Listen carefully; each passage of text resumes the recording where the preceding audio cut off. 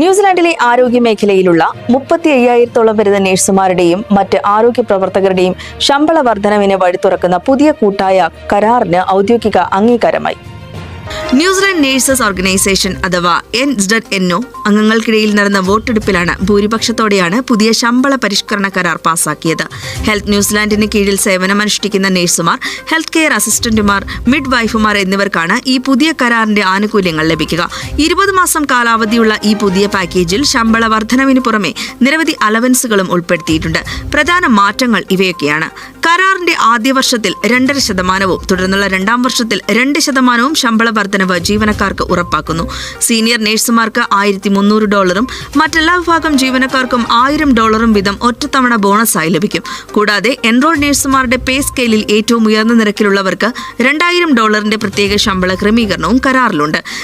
Nurse പ്രാക്ടീഷണർമാരുടെ professional development allowance പ്രതിവർഷം $5,000 നിന്നും $6,000 ഉയർത്തിയിട്ടുണ്ട്. ശമ്പള വർധനവിന് പുറമെ രോഗികളുടെ സുരക്ഷയും നഴ്സുമാരുടെ തൊഴിൽ സാഹചര്യങ്ങളും മെച്ചപ്പെടുത്താൻ ലക്ഷ്യമിട്ടുള്ള സേഫ് പേഷ്യന്റ് കെയർ സ്റ്റേറ്റ്മെന്റ് സംയുക്തമായി നടപ്പിലാക്കാനും ഈ കരാറിലൂടെ ധാരണയായിട്ടുണ്ട്. ന്യൂസിലൻഡിലെ മലയാളികളുടെ വാർത്തകൾ അറിയുന്നതിനും മലയാളികളുടെ പ്രധാനപ്പെട്ട വിശേഷങ്ങളും ന്യൂസിലൻഡിലെ വിശേഷങ്ങളും അറിയുന്നതിനും മലയാളി കാഴ്ച എന്ന പേജ് സബ്സ്ക്രൈബ് ചെയ്യുക.